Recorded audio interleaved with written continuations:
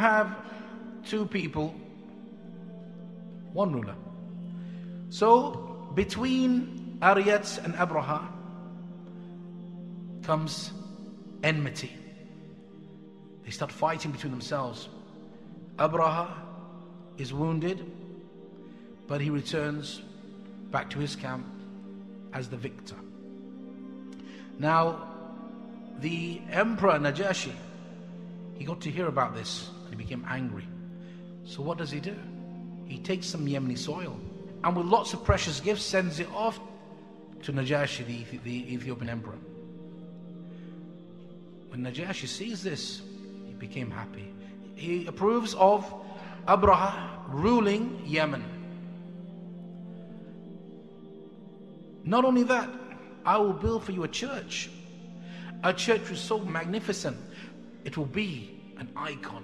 And he builds this huge church, which they call Al-Qullays. No expense is spared. And Abraha commands even the Arabs, now you don't go to Mekka, you do pilgrimage here. They didn't like this, they felt offended. To the extent, one of them one night comes to the Al-Qullays church, sneaks in, he defecates in it. He smears it on the walls. Abraha is infuriated. Who's responsible for this? Those Arab Quraysh. We're going to get our honor back. We will go and we will demolish their Kaa'ba.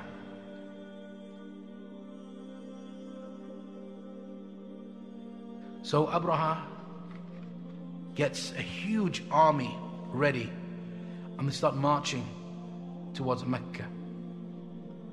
And to top it off, not only was an army, they had with them huge tanks called elephants.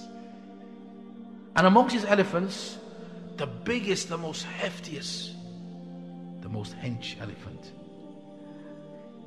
is Mahmud. And it comes to an area called Kaa'ba. And there they met a resistance led by Nufail bin Habib.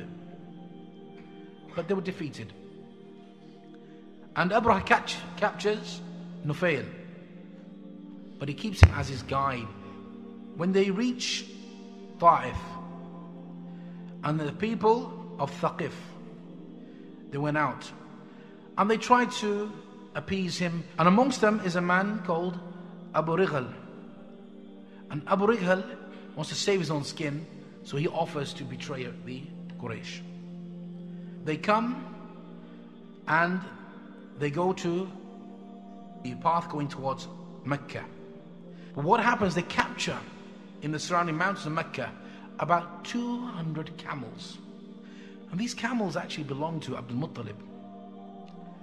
And they sent an envoy to Mecca telling them that they've come to destroy the Kaa'ba. Leave the path open for us.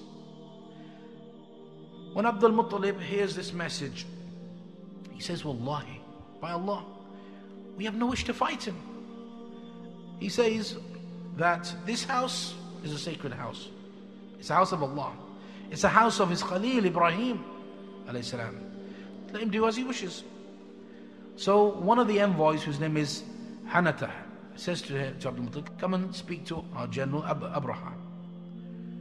So Abdul Muttalib comes before Abraha, the lead of this army.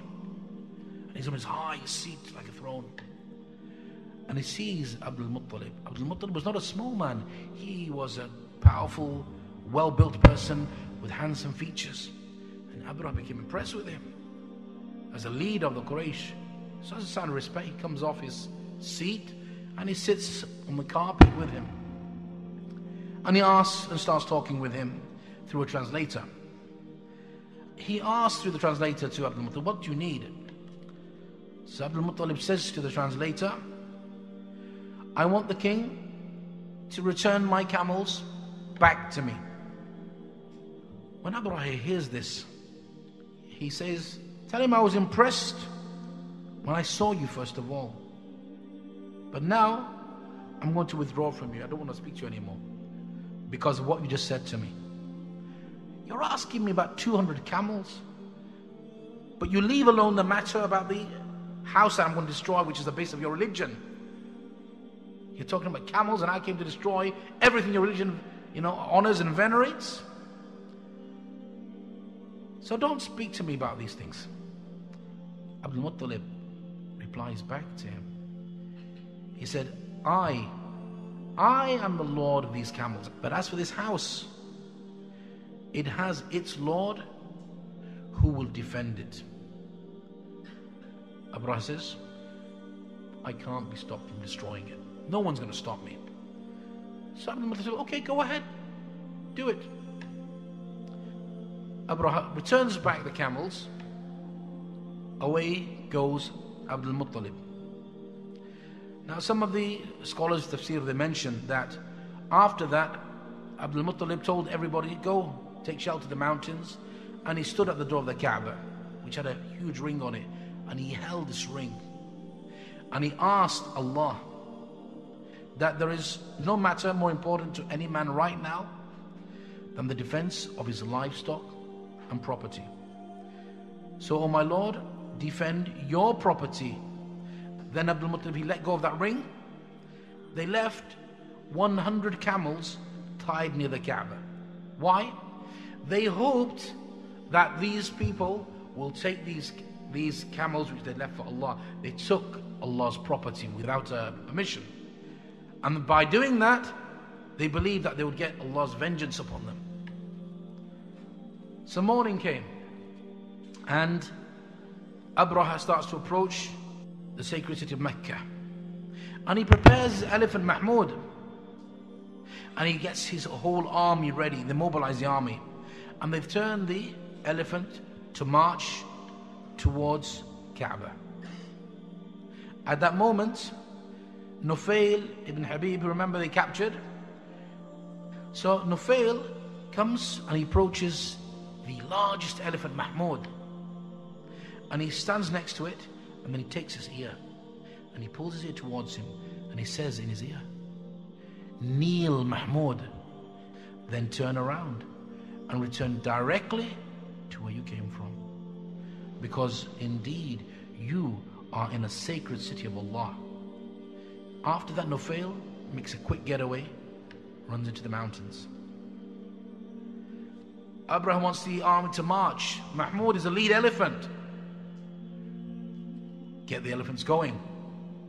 Mahmud stays kneeling down. They beat the elephant, doesn't move, doesn't budge an inch. They turn it then towards Yemen. It stands up, starts walking away.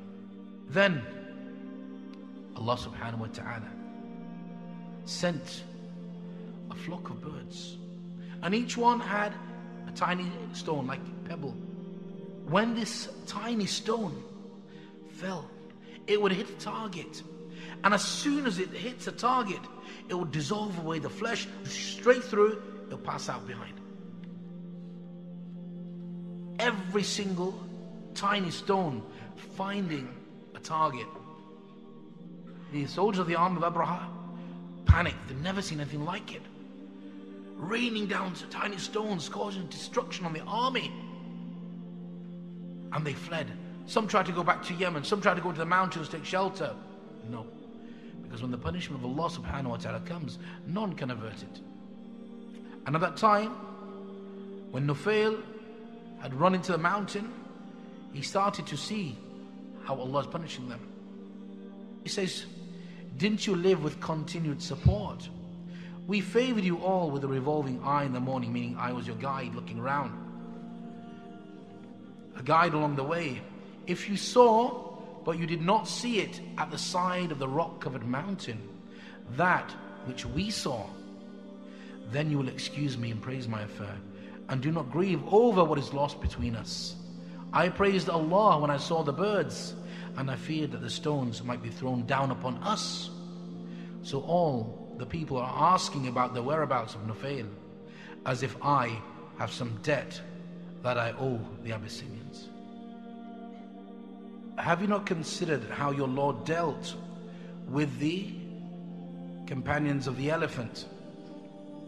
Did he not cause their war to end in confusion, and send down upon them birds in flocks, casting against them stones of baked clay. So he rendered them like straw eaten up.